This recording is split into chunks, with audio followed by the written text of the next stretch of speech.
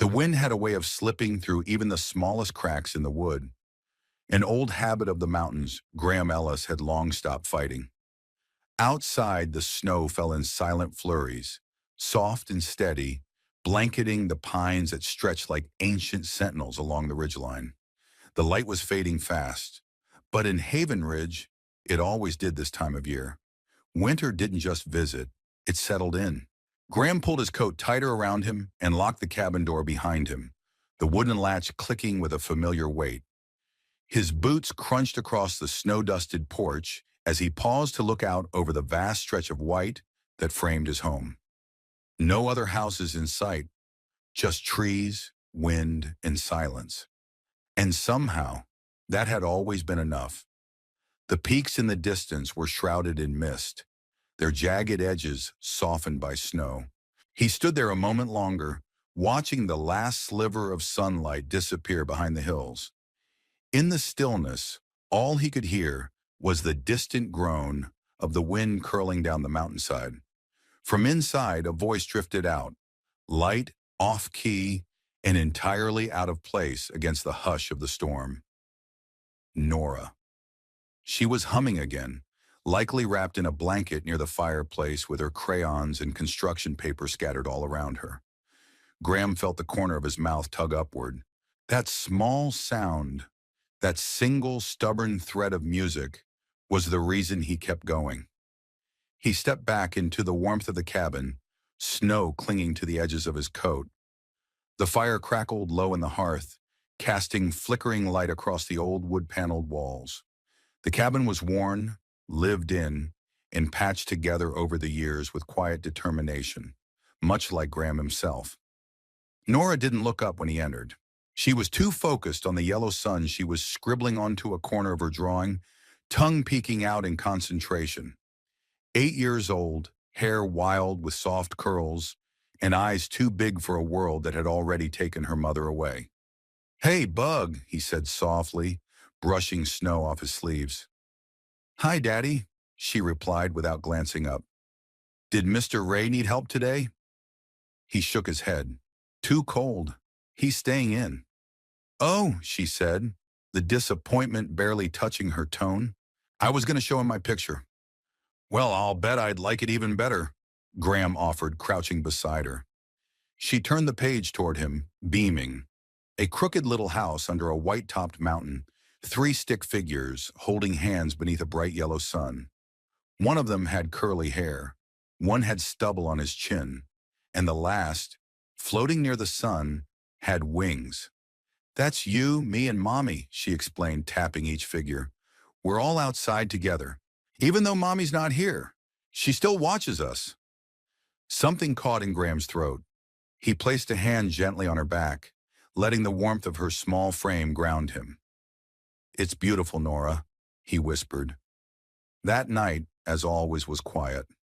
Graham fixed a loose pipe beneath the sink while Nora read aloud from her storybook, pausing to ask what big words meant.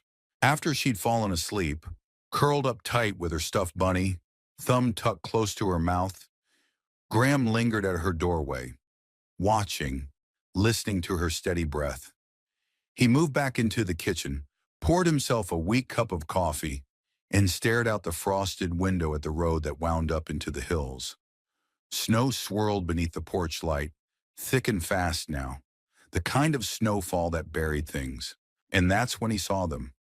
2 flickering headlights, dim and hesitant, crawling down the mountain road like they weren't sure where they belonged. A gut instinct tightened in his chest. He set his mug down, reached for his coat again, and stepped back into the storm. The snow came heavier now, thick flakes swirling like ash from an unseen fire. Graham jogged down the steps, boots sinking with each stride, the wind cutting across his cheeks as he moved toward the edge of the road. The headlights grew brighter, then dimmed again, swaying uncertainly as the vehicle struggled to stay between the lines that had long disappeared beneath the storm. He raised a hand, waving cautiously. The SUV crawled to a stop just short of the ditch, tires spinning once before catching. The driver's window rolled down slowly. Inside, a woman sat hunched over the wheel, eyes wide behind the blur of snowflakes clinging to the glass. She looked out of place in every way. Flawless makeup, hair curled and pinned despite the weather, and a sleek coat that was clearly made for city sidewalks, not mountain wind. "You all right?" Graham called, voice raised over the howl of the wind. "I think I took a wrong turn," the woman replied, her voice trembling but calm. "I was trying to get off the mountain before it got worse, but I can't see anything now." He glanced at the way her tires had already begun to sink into the slush. No way she'd make it down. Not tonight. "You're not going anywhere in this," he said, stepping closer. "Best you come inside. Wait it out." The woman hesitated, her gaze shifting past him toward the small cabin, barely visible through the snow. He could see the flicker of calculation in her eyes. She was clearly weighing every danger. The isolation, the stranger offering shelter, the unknown of it all. "I've got a little one inside," Graham added, lifting his hands. "Just me and my daughter. We've got heat, food. You're welcome to ride out the storm with us." That seemed to shift something. Her expression softened, just slightly. "Okay," she said at last. "Just for the night." Graham helped her out of the car, grabbed a flashlight from his coat pocket, and led her through the snow. Her boots weren't made for this terrain, and she stumbled more than once, catching herself with stiff, gloved hands. By the time they reached the porch, her cheeks were flushed red from cold, her hair dusted with flakes. Inside, the warmth hit her like a wave. She paused near the door, blinking as if adjusting to the sudden quiet. The fire crackled. The cabin smelled of cedar and coffee and something faintly sweet. Maybe apple-scented soap. "Let me take your coat," Graham offered. She hesitated, then slipped it off, revealing a fitted cream sweater and tailored slacks that looked far too clean for any snowstorm. Graham hung the coat by the door and stepped aside. "I'm Graham," he said simply, extending a hand. She took it, fingers delicate in his rough palm. "Claire. Claire Marston." The name didn't mean anything to him. Just another traveler caught in the wrong place at the wrong time. From the hallway, soft footsteps padded toward them. Nora appeared, hair tousled, eyes blinking sleepily. "Daddy," she murmured. Graham crouched beside her. "Everything's all right, Bug. This is Miss Claire. She got stuck in the storm. She'll be staying with us tonight." Nora tilted her head, studying Claire with the quiet seriousness only a child could manage. "Do you like coloring?" she asked bluntly. Claire blinked, startled. Then a small smile curved her lips. "I suppose I do." "That's good," Nora declared, turning to go. "You can sit by the fire. It's warmer there." Claire glanced at Graham as if asking permission. He just nodded. She crossed to the hearth, her movements careful, still unsure of how much space she was allowed to take up. Graham poured a fresh cup of coffee, handed it to her without a word, and returned to his chair. Silence stretched between them, broken only by the popping of firewood and the low whistle of wind against the windows. But Graham didn't rush to fill the space. Years of solitude had taught him that sometimes quiet said more than questions ever could. After a while, Claire spoke, her voice low. "You've lived here long?" "All my life," he answered. "This cabin's been in my family for 3 generations." She nodded, staring into the flames. "It's peaceful." Graham studied her in the flickering light, the sharp cheekbones, the tired eyes. Not the kind of tired that came from lack of sleep, but from carrying something too long, too far. "You're not from around here," he said, not accusing, just stating fact. Claire let out a breath that might have been a laugh. "No, I'm passing through, I guess." Nora reappeared then, wrapped in a blanket, her thumb halfway to her mouth before she caught herself. She walked over and leaned into her father's side. Claire watched them quietly, and for the first time since she arrived, her posture softened. Just a little. Like maybe, just maybe, this place might hold something worth staying for. The cabin had a way of settling into its own kind of silence after sundown, a soft, living stillness that wasn't quite empty, but reverent. The kind of quiet where every creak of wood and flicker of flame felt like a whisper instead of a sound. Claire sat in the armchair by the fire, her coffee cooled long ago, hands still wrapped around the mug like she needed something solid to hold on to. Across from her, Graham sipped his own slowly, eyes half-lidded, but alert. They hadn't spoken in several minutes. It didn't feel awkward. It felt real. "Do you always keep things this quiet?" Claire asked eventually, her voice no louder than the crackle of the logs. Graham glanced at her, a small smile tugging at the edge of his mouth. "Noise doesn't change much out here. You learn to let stillness speak." Claire nodded, eyes falling to the fire again. "I'm not used to quiet. There's always something back home. Meetings, emails, voices I don't always want to hear." Graham didn't ask what she was running from. He didn't have to. Some people ran from chaos, others from silence. Either way, they ended up in places like this. After a pause, he stood and gestured toward the hallway. "You can take Nora's room for the night. She'll bunk with me." But before Claire could respond, Nora peeked her head around the corner. She had a blanket draped over her shoulder, her stuffed bunny clutched tightly in one hand. "Can she sleep in my room?" Nora asked, looking directly at Claire. "Just for tonight?" Claire blinked, caught off guard. "Oh, sweetheart, I don't mind," Nora said earnestly. "I've got 2 pillows, and I can share my blanket." Claire looked at Graham, unsure. He nodded once. "If you're okay with it." She hesitated, then offered Nora a gentle smile. "All right, just for tonight." Nora beamed and disappeared into the room, already dragging the extra quilt off her bed. Claire followed a step behind, passing Graham in the hallway.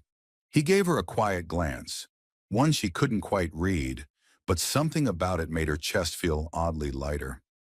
Inside the small bedroom, Claire noticed the details she'd missed earlier. The hand-drawn pictures taped to the wall, the nightlight shaped like a crescent moon, the scent of lavender and crayons. Nora had already climbed into bed and was patting the space beside her. "Here," she said. "This side's warm." Claire chuckled softly and eased onto the mattress. It dipped beneath her weight, the quilt cool against her legs. "Do you always invite strangers into your bed?" Claire teased lightly. Nora shrugged, matter of fact. "Only the ones Daddy lets inside." Claire stared at her for a moment, touched by the child's certainty, by the unfiltered trust in her words. She switched off the lamp beside the bed, letting the glow of the nightlight bathe the room in soft blue. They lay there in the hush, back to back at first. Then, without warning, Claire felt Nora shift. A tiny arm reached across her waist. The little girl's forehead pressed against her shoulder, warm and gentle. Claire froze, just for a moment. It had been so long since someone touched her like that without agenda. No reason, no tension, just pure, small affection. Her breath hitched, eyes wide in the dark. Then slowly, almost reluctantly, her lips curved. A smile, not one she planned, not the kind she gave in boardrooms or in photographs, but something soft and real, something she hadn't felt in years. She closed her eyes, her hand resting lightly over Nora's. Outside, the wind howled through the trees, but inside that small room, something shifted, quiet and invisible, like a seed pressed into soil beneath the snow. The next morning came gray and slow, the world still wrapped in winter's hush.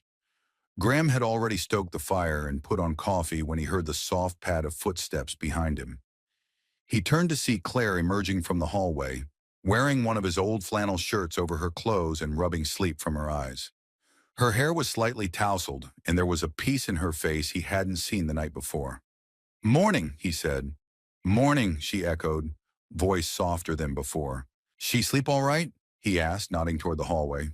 Claire smiled, this time awake and aware of it. "She held on to me like she's known me forever." Graham poured her a mug of coffee and slid it across the table without a word. Claire wrapped her hands around it, glancing out the window at the snow-covered road, then back at him.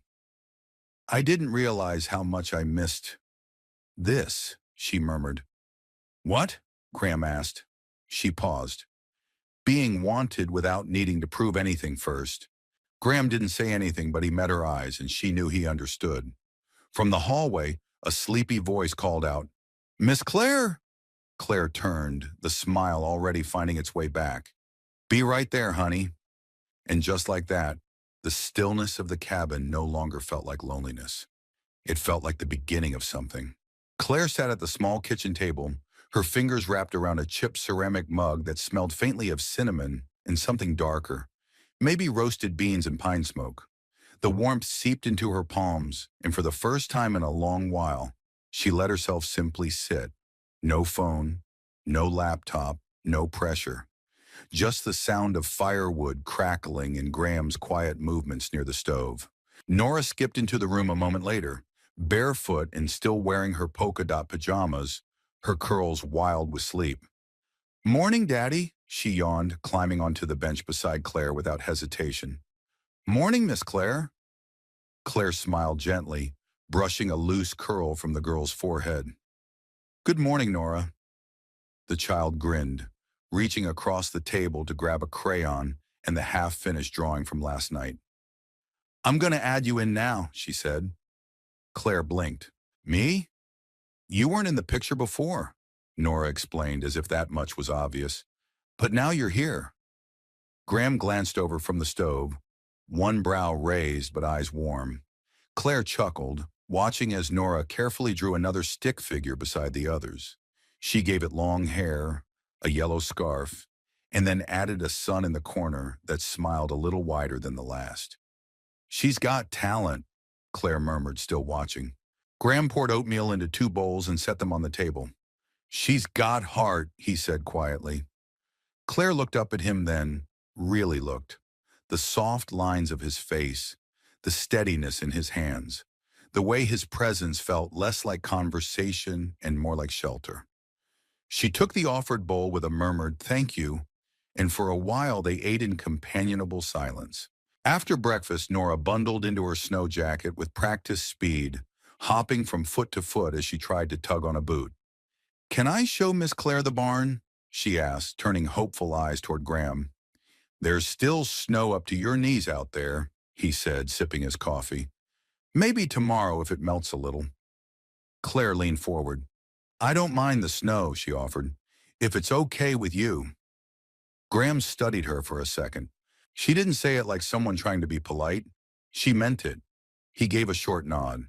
"Stay close to the path."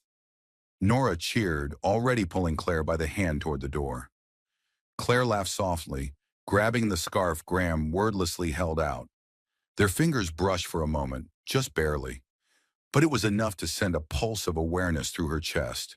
The world outside was blinding white, the snow packed but clean, glittering under the pale morning sun. The cold bit at her cheeks, but Claire didn't complain. There was something crisp about it, honest. It didn't pretend to be anything it wasn't. The barn stood a little ways off, sagging slightly under the weight of years and weather, but still solid. Nora bounded ahead, her boots crunching through the drifts. Inside, the air was cooler, but still and quiet. Sunlight filtered through the cracks in the wood, casting long lines across the floorboards. Nora darted to a corner, pointing up. "Sometimes birds come in here. See? They make nests where it's dry." Claire followed her gaze, spotting a small bundle of twigs tucked into a rafter. "It's like a little secret hideout," Claire said softly. Nora nodded. "Daddy says even broken things can still be useful." Claire's eyes lingered on the girl, then wandered to the beams above them, the scars in the wood, the tools that hung unused on rusted nails. She pressed her palm lightly against one of the old wooden posts, letting the rough grain scratch her skin. "This place has a lot of character," she murmured. Behind her, Graham's voice replied, "That's one word for it." She turned, surprised to see him in the doorway, arms crossed, eyes squinting slightly against the light. He stepped inside, brushing snow from his coat. "I figured you'd want to see it," he added. "It's been part of our family longer than the cabin. Claire smiled, letting her gaze sweep across the worn boards and forgotten corners. I like it, she said. It feels honest. Graham didn't answer, but his expression shifted slightly, something unreadable softening around the edges. As they walked back toward the house, Nora between them, Claire couldn't help but glance sideways at him. The wind was still cold, the path still slippery, but for the first time in a long time, she didn't feel like she was running anymore. She felt like she was being led home. Later that afternoon, the cabin had settled into a kind of peaceful rhythm. Nora was curled up at the kitchen table again, humming softly as she colored, her boots drying by the hearth. Graham had gone out to check on the generator, leaving Claire alone inside for the first time since her arrival. She wandered through the small space, trailing her fingers lightly along the edges of the furniture, well-worn but cared for. Everything in this place had a story. She could feel it in the scuffs on the floorboards, the faint scent of old pine, the photographs tucked just out of sight. Drawn to the corner of the counter, Claire began straightening a stack of papers left near the bread box. Graham's handwriting was scrawled across envelopes and scraps of wood-stained receipts. She wasn't snooping, just tidying, she told herself. But then something caught her eye. Half tucked beneath a utility bill was a folded piece of paper, heavier stock, slightly more polished than the others. She slid it free almost absent-mindedly until her eyes locked on the logo in the top corner. Her breath stopped. It was faint but unmistakable. The soft silver embossing of Marston Holdings, her family's company. Claire's fingers tightened on the edge of the page as she unfolded it. It was an invoice, one of thousands that crossed her desk back when she still showed up to the office. She scanned it quickly. Heating system repair, emergency winter upgrade, past due. The name at the bottom, Ellis Graham. A sharp wave of something, shame, guilt, disbelief, rose in her chest. Graham had no idea who she was. Or maybe he did, and he never said anything. But no, she would have seen it in his eyes. There was no recognition, no guarded edge, just quiet trust. The same kind he'd shown her from the moment she stepped out of that snow-covered car. She looked around the cabin again, but everything suddenly felt different, like she was intruding, pretending, living inside a lie she didn't mean to build. Claire folded the paper and set it back exactly where she found it, her hands trembling slightly. She walked to the window, heart pounding, the snow-covered yard outside no longer peaceful but distant. How many people like Graham had received invoices from her family's empire? How many had to choose between heat and food? And here she was, sleeping in his daughter's bed, drinking his coffee, holding his child in her arms at night, while a debt with her name on it quietly loomed over his head. She barely noticed when the door opened behind her. "Hey," Graham said, stamping snow off his boots. "Generator's holding. We'll be fine if the power flickers again tonight." Claire turned, managing a smile that didn't quite reach her eyes. "That's good." He tilted his head slightly. "You all right?" She hesitated. A dozen lies formed at the tip of her tongue, but they all tasted wrong. "I'm fine," she said finally, voice soft. "Just thinking." Graham didn't push. He simply nodded and moved to hang his coat. That night, dinner was quiet. Nora was her usual bubbly self, showing off her new drawing, now featuring the barn, the birds, and Claire in a bright yellow scarf standing beside them all. But Claire couldn't focus. Her laughter was slower, her words measured. Every kind gesture Graham offered, passing her the salt, refilling her glass, tucking an extra quilt by her chair, felt suddenly weightier. She excused herself early, claiming she was tired. Graham offered her a nod, maybe sensing more than she let on. Inside Nora's room, the little girl had already laid out her stuffed bunny on Claire's side of the bed. "I made space for you," Nora whispered sleepily. Claire smiled gently and slipped under the blanket. This time she didn't hesitate when Nora curled into her side. But even with the warmth of the child beside her, Claire couldn't sleep. She lay awake long into the night, staring at the ceiling, her thoughts louder than any storm. She had come here to disappear, to escape. But what she'd found wasn't an escape. It was a man who fixed things with his bare hands. A little girl who trusted without hesitation. A life built not with money, but with care. And now she had to ask herself the one question she had been avoiding for years. What would happen if they knew the truth about who she really was? That night she tried to sleep beside Nora, but rest wouldn't come. Her mind spun with questions, doubts, what-ifs. She lay still, staring at the ceiling, listening to the subtle creaks of the old house breathing around her. Eventually she gave up. Slipping from beneath the blanket, Claire tiptoed through the hallway in her socks. She poured herself a glass of water, the cold seeping into her fingers. The only light came from the fireplace, still glowing with soft embers in the main room. And that's when she saw him. Graham was sitting in the armchair, his elbows resting on his knees, hands folded loosely. His eyes weren't on the fire. They were somewhere far off, somewhere quiet and unreachable. Claire stood in the doorway for a moment, not sure whether to step forward or turn back. But something in the slope of his shoulders, in the silence that surrounded him, pulled her closer. He didn't look up when she approached, but he knew she was there. "I couldn't sleep," she said softly. "Me neither," he replied, his voice low, calm. Claire sat down on the edge of the hearth, the warmth of the fire brushing her legs. "I found something earlier," she said, fingers fidgeting with the hem of her sweater. "An invoice. From your last heating repair." Graham said nothing, only shifted slightly, his eyes finally moving to her. "It had my family's logo on it," she continued. "Marston Holdings. My family owns it. I used to run the division that handles rural accounts like this." She paused, swallowing hard. "I didn't come here to lie. I didn't expect to stay. And once I did, it got harder to say anything." Graham leaned back in the chair, the firelight casting shadows across his jaw. "So you're the one behind all those fancy contracts and company policies?" he asked. Not cold, just curious. Claire offered a small, self-conscious smile. "Guilty." Silence again. She braced herself for judgment, for the distance to grow even wider. But when he finally spoke, his voice was quiet. "Even. I don't care about that."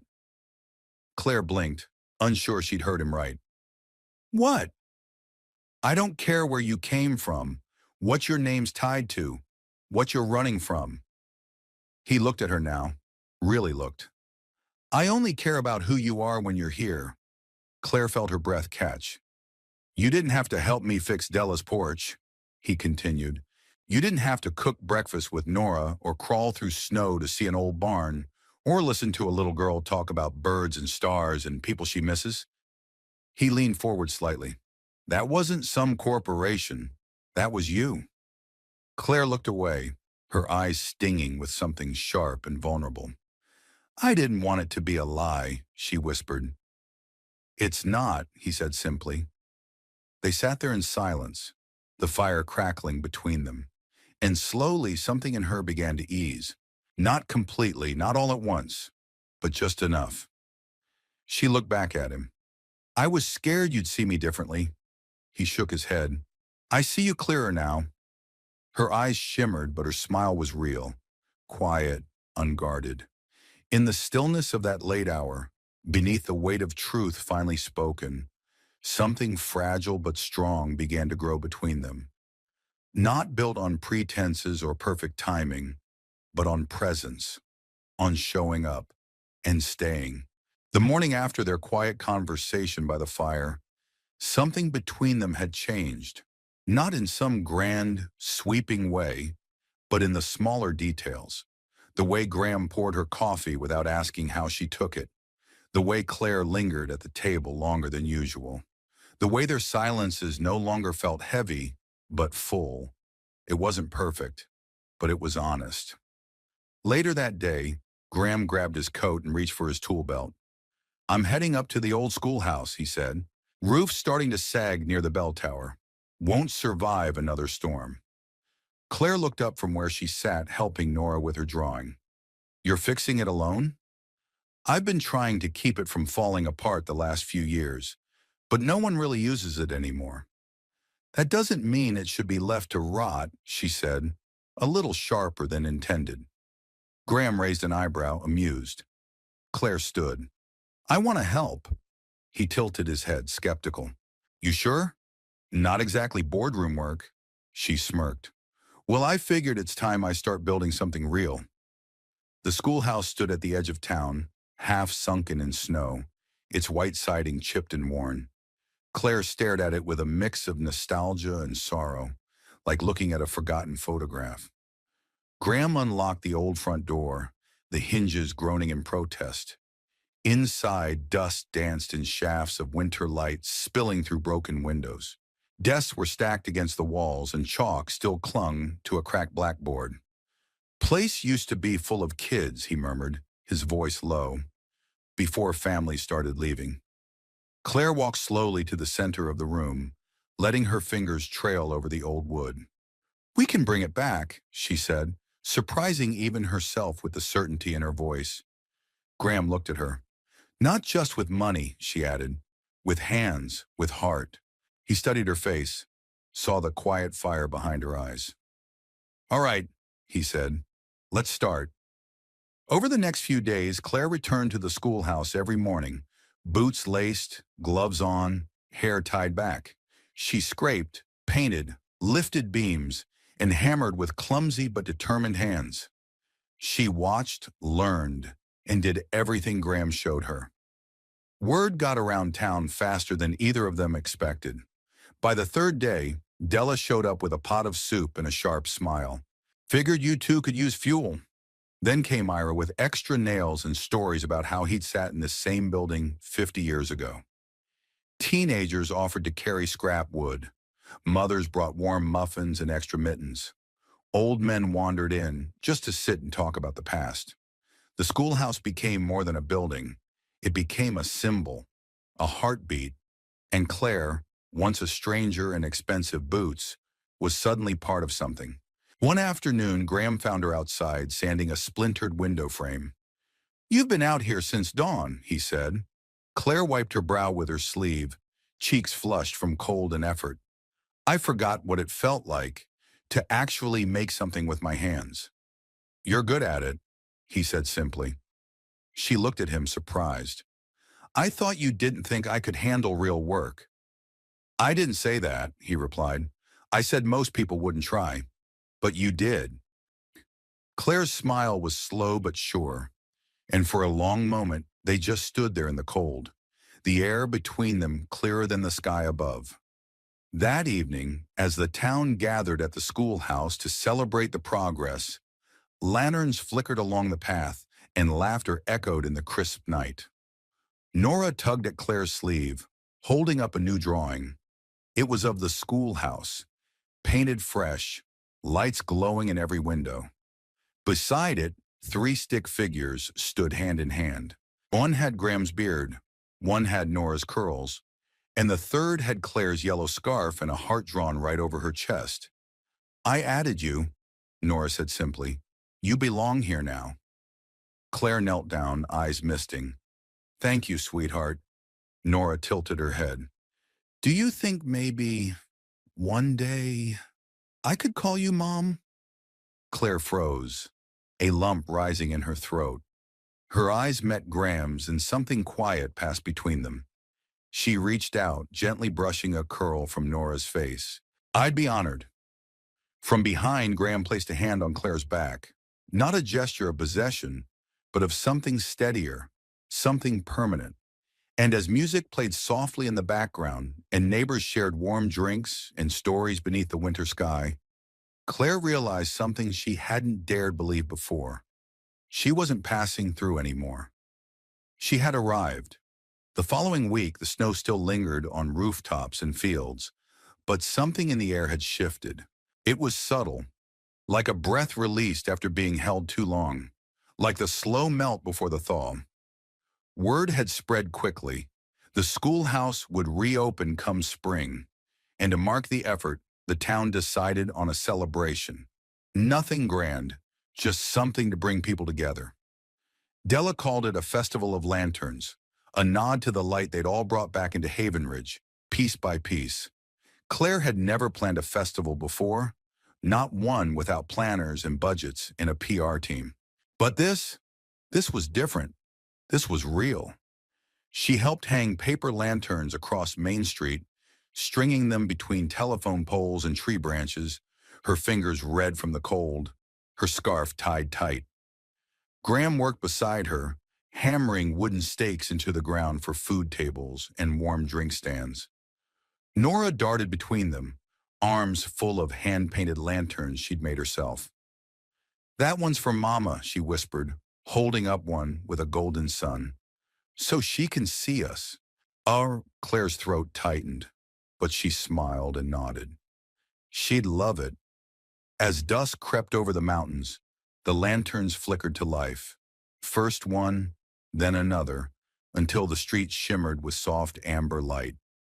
People gathered slowly at first, bundled in scarves and coats, holding steaming mugs of cider and hot cocoa. Then came laughter, music, footsteps crunching in the snow. The schoolhouse glowed from within, windows warm and bright, its old bones alive again. Claire stood near the entrance, watching it all unfold. It felt surreal, like watching someone else's life. Yet every lantern, every face that passed, every smile directed her way reminded her. This was hers too now. She felt a tug at her hand. Nora. The little girl's cheeks were pink from the cold, her curls bouncing under her knitted hat. "Come with me," she said. Claire let herself be pulled toward the center of the street, where children were gathering with small lanterns, each one cupped between gloved hands. "Daddy said we could make a wish," Nora whispered, holding her lantern close. "Then we let it go." Claire crouched beside her. "What are you wishing for?" Nora looked up with those wide, steady eyes. "For you to stay." Claire's chest swelled with quiet joy, tender, unexpected, and full. She kissed Nora's forehead. "That's my wish, too." The music faded for a moment as the crowd hushed. Graham stepped forward, standing beneath the largest lantern that hung over the schoolhouse doors. He didn't say much, just a simple thank you to everyone who showed up, who held on, who helped rebuild not just a place, but a spirit. Then one by one, the lanterns were released into the air. Nora's was first. It rose slowly, dancing gently against the dark sky, the golden sun she'd drawn glowing from within. Claire watched it drift upward, her hand instinctively finding Graham's. He didn't let go. She turned to him, her voice just above a whisper. "How did this happen?" He glanced at her, a faint smile playing on his lips. "You stayed." Claire leaned her head against his shoulder, and for a moment, everything else faded. The company, the past, the guilt. Only this remained. A man with weathered hands who looked at her like she was enough. A little girl who had chosen her long before she'd chosen herself. In a town that had opened its doors without needing explanations. As the last of the lanterns disappeared into the night sky, Claire felt a small tug again. Nora, standing beside them, looking up. "Miss Claire," she said softly. Claire bent down. "Yes, sweetheart." Nora hesitated, then reached out and took both her hands. "Can I call you Mom?" The words fell into the space between them like snow. Gentle, silent, perfect. Claire didn't answer with words. She just knelt, wrapped her arms around Nora, and held her tight. When she finally pulled back, her voice trembled. "I would love that." Behind them, Graham said nothing. But when Claire stood, his eyes were glassy, and he reached for her hand again. No fanfare, no speeches, just belonging, just love. That night, long after the music quieted and the lights dimmed, Graham, Claire, and Nora walked home together. Their boots left 3 sets of tracks in the snow, side by side. On the porch, Claire paused, looking back at the distant glow of the schoolhouse lanterns, still flickering like stars fallen low. "I never thought I'd find this," she murmured. Graham slipped an arm around her. "Find what?" She turned to him, smiling. "A place that felt like it wanted me to stay." He kissed her temple, his voice low. "Funny thing is, we were waiting for you all along." The morning after the Lantern Festival arrived with a hush of golden light and quiet footsteps. The snow had stopped sometime during the night, leaving behind a soft, glistening blanket across Haven Ridge. It was the kind of morning that made everything feel new again. Claire stood at the kitchen window, a mug of tea in her hands, watching Nora build a crooked snowman in the yard. The little girl was bundled in her oversized coat, talking to herself as she worked, occasionally glancing toward the cabin to make sure someone was watching. Claire smiled, tapping the window in reassurance. Behind her, Graham moved through the room with a rhythm that had grown familiar, checking the fire, placing a folded blanket over the back of the chair she always sat in, rinsing the mugs without needing to ask if she was finished. It was domestic, quiet, and so deeply comforting that Claire almost didn't notice how her heart had changed.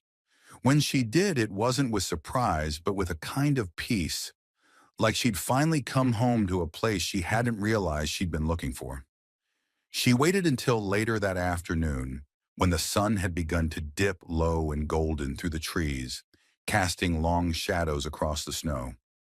Nora was inside, curled on the rug with a book, humming to herself.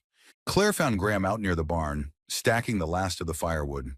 His sleeves were rolled and his breath came in slow clouds, but he worked without complaint, as always. She approached quietly, her boots crunching in the snow. "Hey," she called softly. He turned, brushing his gloves together. "You all right?" "Yeah," she said, though her voice trembled ever so slightly. "There's something I've been thinking about." Graham straightened, the faintest smile touching his lips. "That sounds serious."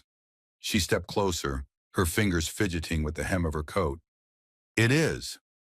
There was a pause, long enough for the wind to sigh through the pines, for a crow to call in the distance. Claire reached into her pocket and pulled something out. It wasn't a ring, not in the traditional sense. Just a small folded square of paper, one of Nora's drawings with 3 stick figures holding hands under a big yellow sun. She held it out to him. He took it, brows furrowing. Claire inhaled deeply, the cold air sharp in her lungs. "I never imagined I'd find something like this. You, Nora, this place. And I never imagined I'd want to stop running long enough to keep it." She paused, eyes steady on his.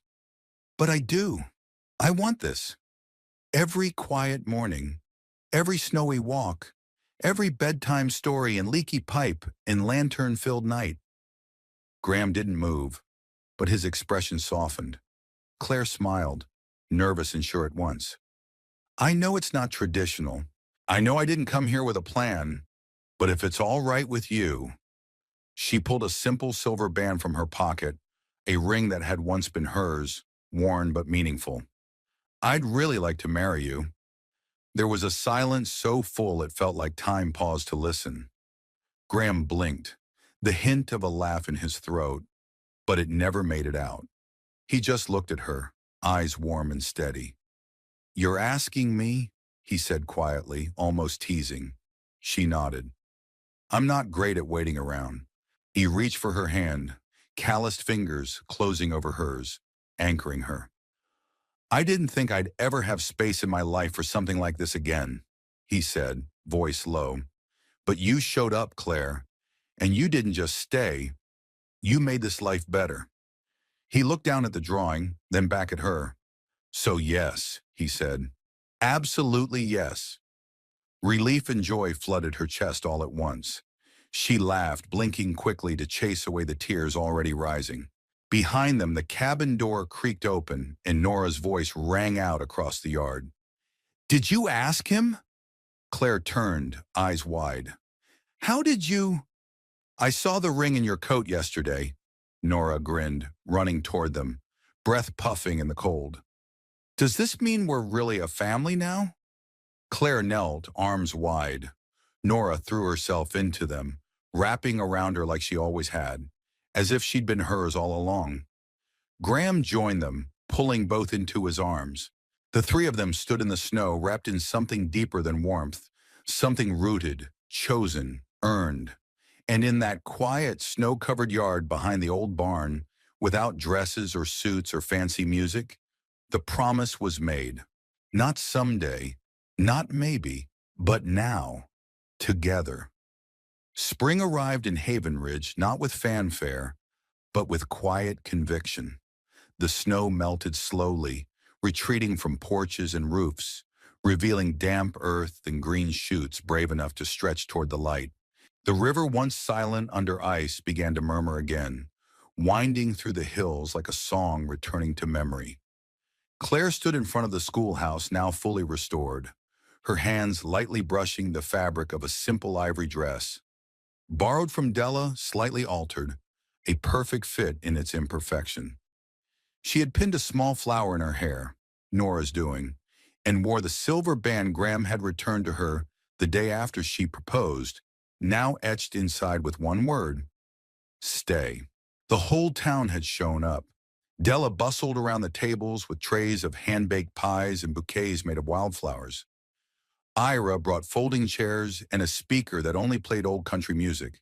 The children, Nora among them, wore flower crowns and carried tiny lanterns in place of petals. There were no tuxedos, no aisle runners, no orchestra, just people, laughter, the scent of pine, and love. Claire stepped through the open schoolhouse doors, her breath catching at the sight before her. Graham standing near the front, in a dark shirt and suspenders, his beard neatly trimmed, eyes locked on her like she was the only person in the world.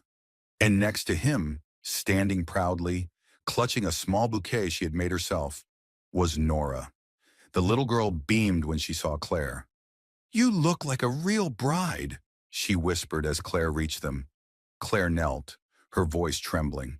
"And you look like the best flower girl anyone's ever had." Nora's face lit up. "Not just flower girl anymore," she said quietly. "I'm family now, remember?" Claire blinked fast, her smile shaky but true. "That's right." She kissed Nora's forehead before rising, turning toward Graham, her breath catching again. "You sure about this?" she teased softly. Graham reached for her hands. "I was sure the moment you offered to hammer nails in the snow." Chuckles rippled through the small crowd. They didn't have an officiant, just Della standing under a wooden arch wrapped in ivy, holding a hand-sewn notebook filled with scribbled vows and crooked hearts drawn by Nora. "You two need someone to make it official?" Della had said that morning, grinning. "I've signed enough checks in this town. Might as well sign off on a marriage." The ceremony was short. Claire spoke first, her voice steady, words wrapped in simplicity. "I didn't come here looking for love," she said, eyes on Graham. "I came here because I was tired, lost. But you gave me room to be more than what I'd been. You saw me, the real me, and you stayed." She took a breath. "And now I choose to stay too. With you, with Nora, with this life we're building." Graham's reply was quiet but sure. "I never thought I'd feel whole again, not after losing so much. But you didn't fill a gap. You built something new beside me, stronger, truer. You didn't ask for a place here. You earned it." He looked at Nora. "And I thank whatever power brought you to that storm, because it gave my daughter a mother she adores, and gave me a partner I never dared hope for." Della wiped her eyes, then cleared her throat. "Well," she sniffed, "if that don't count as vows, I don't know what does." The crowd laughed, clapped, cheered. "By the power vested in me by sheer gumption," Della declared, "I now pronounce you husband and wife. Go on, kiss her!" Graham didn't wait. He pulled Claire close and kissed her like the world had narrowed to just that one moment, warm and sure and entirely theirs. Nora squealed and threw her arms around both of them. "I told you this would happen," she beamed. The rest of the evening was a blur of celebration. Children ran through the field. Neighbors toasted under lantern light. Someone brought out a guitar. Claire and Graham danced barefoot in the grass, while Nora spun in circles nearby, her laughter rising like wind through the pines. And when the stars emerged, clear and scattered across the dark blue sky, Claire leaned her head on Graham's shoulder and whispered, "We did it." He kissed her hair and murmured back, "We're just getting started." As the music played on and the lanterns flickered above, their hands remained entwined, calloused and soft, worn and new. It wasn't a perfect love. It was better. It was real. The sun rose gently over Haven Ridge, casting soft golden light across the hills, warming the earth that only weeks ago had still been buried in snow. The schoolhouse stood quiet in the distance, windows catching the morning glow like sleepy eyes blinking open to a new day. On the porch of the Ellis cabin, 3 mugs of steaming cocoa sat on the old wooden table. Claire wrapped both hands around hers, savoring the quiet warmth that came not just from the drink, but from the stillness around her. Graham sat beside her, one arm stretched along the back of her chair, his other hand nursing his own cup. Nora lay stretched on the porch swing, blanket around her shoulders, gently humming to herself as she stared up at the morning sky. Everything felt settled, not finished, not perfect, but settled. Claire looked over at Graham, catching him in that rare, unguarded moment. Eyes soft, lines around them relaxed. "I used to think forever was a fairy tale," she murmured. He turned toward her. "And now?" She smiled, leaning her head against his shoulder. "Now I think it's just a bunch of quiet mornings strung together. This, right here." He didn't reply. He just kissed the top of her head, like it was an answer. Nora sat up suddenly, stretching like a cat. "Can we go to the schoolhouse later? I want to hang up my new drawing in the library." Claire laughed gently. "Of course, sweetheart. We'll all go." The little girl grinned and curled back into her blanket, content. The porch creaked as the wind picked up, carrying the scent of pine and distant earth. A new season had begun, quietly and without fanfare.